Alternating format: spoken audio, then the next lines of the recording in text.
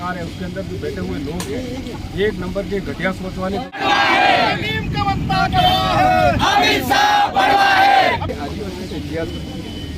आदिवासी का अस्तित्व खत्म किया जाए, क्योंकि इनको पता है कि लोगों को बिजी कैसे रखा जाए।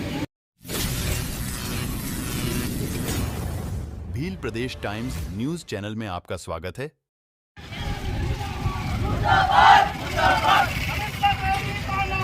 नहीं चलेगी, नहीं चलेगी, बदलाव तेरी तानाशाही नहीं चलेगी, नहीं चलेगी। भीम का बच्चा करवा है, हमेशा बढ़वा है। भीम का बच्चा करवा है, हमेशा बढ़वा है। वनवासी कहना बंद करो, बंद करो। आदिवासियों का वनवासी कहना बंद करो, बंद करो। अमित शाह मुर्दाबाद, बदला सरकार मुर्दाबाद। आदिवासियों का वनवासी कहना बंद करो, बंद करो। भीम का बच्चा कड़वा है, हमेशा बढ़वा है। भीम का बच्चा करवा है, हमेशा बढ़वा है। दोस्तों, इस वक्त हम विधानसभा क्षेत्र आसपुर में पधारे हुए और आप देख सकते हैं यहाँ आक्रोशित लोग हैं। उनका कहना है कि जो अमित शाह गृह मंत्री है उन्होंने आदिवासी को वनवासी बोला है। इसी अवध में यहाँ पर उनका पुतला दहन किया गया है। साथ ही यहाँ पर इन गाँवों की जो लोग हैं उनकी अन्य मांगे भी हैं। हम यहाँ पर जो साथी हैं इनसे जानना चाहेंगे आज के ज्ञापन के बारे में बताइए। सबसे पहले आपके प्रदेश टाइम्स को मेरा नमस्कार, जोहार और आसपुर में आपका स्वागत है।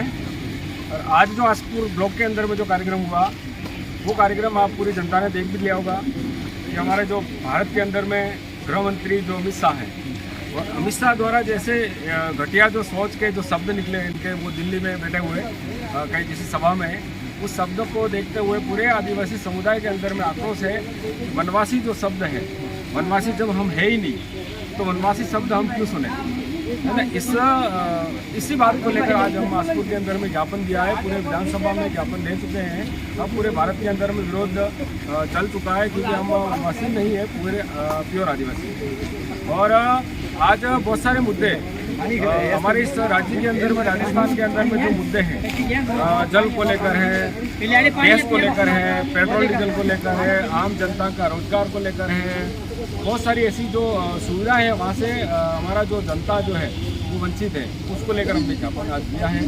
और पूरी जनता अब ये समझ चुकी है कि सरकार निकम्मी जो सरकार है उसके अंदर जो बैठे हुए लोग हैं, एक नंबर के घटिया सोच वाले जो लोग हैं, उनसे हताश होगी जनता। इन बीजेपी वालों के नाम से तो कोई नाम लेना नहीं चाह रहा है। आए दिन अभी इस क्षेत्र में बिजली अघोषित रूप से कटौती की जाती है, बिजली को लेकर के क्या कहना? देखिए, बिजली को लेकर अभी जैसे वर्तमान में जो मौसम है, बारिश का जो मौसम चल रहा है, हल्का फुल्का बारिश चलता है, अगर इस हल्के में अगर लाइटें इस तरह से परेशान ये लोग करवाते हैं, लाइटों को बंद कर देना, लोगों को परेशानियाँ, इसका मतलब ये हो रहा है कि इनके आला कमान जो ऊपर बैठे हुए हैं वो इशारा कर रहे हैं तो ये लोग बंद कर रहे हैं लाइटों को, ऐसा लग रहा है।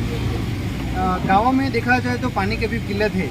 हमने सुना है कि यहाँ पर एक सोम नदी पर बहुत बड़ा डैम है जो सोम कमला बाग के नाम से जाना जाता है। क्या उसकी व्यवस्था पानी के रूप से हो रही नहीं हो रही? देखिए, बहुत बढ़िया आपने सवाल पूछा। हमारे इस आसपुर क्षेत्र के अंदर में, आसपुर ब्लॉक के अंदर में सोम कमलांबा जो बांध है, पूरे समाज जो जहाँ यहाँ के जितने भी लोग रहते हैं उनकी ज़मीनें गई हैं और बहुत बड़ा डैम बना है। इस डैम का पानी यदि आसपुर सर्कल को नहीं मिलता है तो बहुत ही घटिया मामला है। तो ये सरकार का जो रवैया है, जैसे स्थानीय लोगों को पानी नहीं देकर कहीं बड़ी बड़ी योजना लाकर उसको पानी को बाहर ले जाना, और यहाँ के लोग तरस रहे हैं, है ना। तो यहाँ के लोगों में अभी जैसे आसपुर में देखा जाए बहुत सारी 2-3 टंकियाँ बन गई है। टंकियाँ बन के कम से कम 2 साल होने आए इनका जो हर घर नल योजना वाला।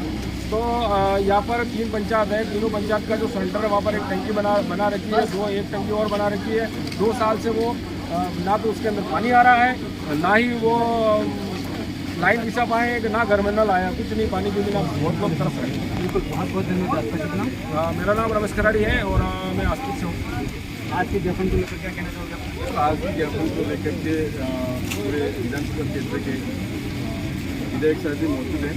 यहाँ की जनता ये चाहती है कि क्षेत्र में जो अनियमितता हो, जैसे आप कह रहे थे बिजली कटौती को लेकर के मैं बात करूँगा। बिजली गाँव में नहीं देकर के शहरीकरण शहर में जाए, गाँव को नहीं देना चाहिए जहाँ सबसे ज़्यादा लोग रहते हैं। मैं ये मानता हूँ कि ये कॉमर्शियल लोग हैं, उनको ही फायदा पहुँचाती है सरकार। और ये सरकार ही बिजनेसमैन लोगों को हकीकत बात तो ये देखते हैं दूर दूर वालों की यही सरकार है सीधी सरकार।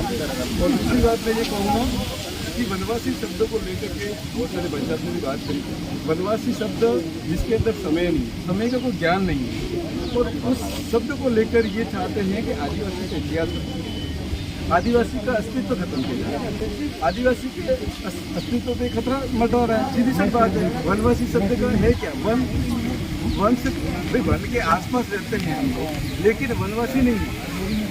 तो मैं ये कहूँगा कि आदिवासी आदि अनादि काल से भारत भूमि का पहला निवासी है, इसलिए आदिवासियों को आदिवासी ही बनाए रहना दिया जाए।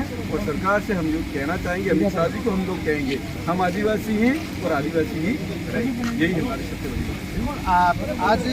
आज के समय में देखा जाए कि सबसे ज़्यादा शोषित पिछड़े वर्ग के लोग देखा जाता है, क्यों इनके ऊपर इतनी बड़ी आपत्ति क्यों आती है? देखो, मैंने एक चीज़ देखी है कि ये लोग चाहते ही नहीं पिछड़ा, आदिवासी और गरीब तबके के लोगों को ऊपर उठाया जाए। उनको मुख्य धारा में लाने की सोच नहीं है इनकी। सिर्फ ये हवाई ये बात करते हैं कि आदिवासियों को, गरीब पिछड़ों को हम लोग मुख्य धारा में लाएंगे। और शिक्षा की जहाँ तक बात है, शिक्षा का कर्रा बैठा रखा है इन लोगों ने। आज जहाँ पे भी जाओ शिक्षा के क्षेत्र में, जहाँ भी बिल्डिंग बना हुआ है, पूरे जर्जर हैं, पूरी बिल्डिंगें जर्जर हैं। और नहीं, शिक्षा के क्षेत्र में ये लोग काम करना ही नहीं चाहते हैं। और लोगों को, गरीब तबके के लोग शिक्षा नहीं पाए, ये सोचेंगे और तानाशाही रहे अपना।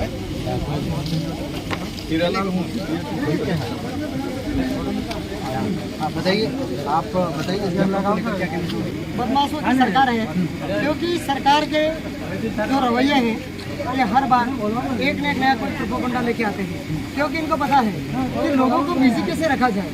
और उनका मुख्य धारा ये है कि लोगों को उनकी जो नाकामी है, नाकामी को छुपाने के लिए ये नए नए वर्ड यूज़ करते हैं। उनको पता है कि आदिवासी अभी जो है दक्षिण राजस्थान में कहीं कहीं से आगे आने की कोशिश कर रहा है, लेकिन ये राजनीतिक एक ऐसा प्रोपोगंडा आया जिन्होंने, उनको पता है कि अपना वोट बैंक बढ़ाने के लिए उन्होंने आदिवासी को बिड़ाने का काम कर दिया। कुछ को भी एक दिल्ली में एक प्रोग्राम करवा दिया आदिवासियों का, और हमारे जो जीते हुए, जो चयनित किए हुए नेताओं को वहाँ पे आमंत्रित नहीं किया। मुझे बहुत बड़ा अफसोस होता है। और हमारे जो कहते हैं कि जो हमारे महामहिम जो राष्ट्रपति आदिवासी हैं, फिर भी इनकी नहीं सुनते हैं। और आज भी महामहिम राष्ट्रपति जो है, तो आदिवासी जो राष्ट्रपति बना वो किसी बना और उनको क्यों बनाएंगे? देखो, ये एक जो है षड्यंत्र का बहुत बड़ा प्रोपोगंडा।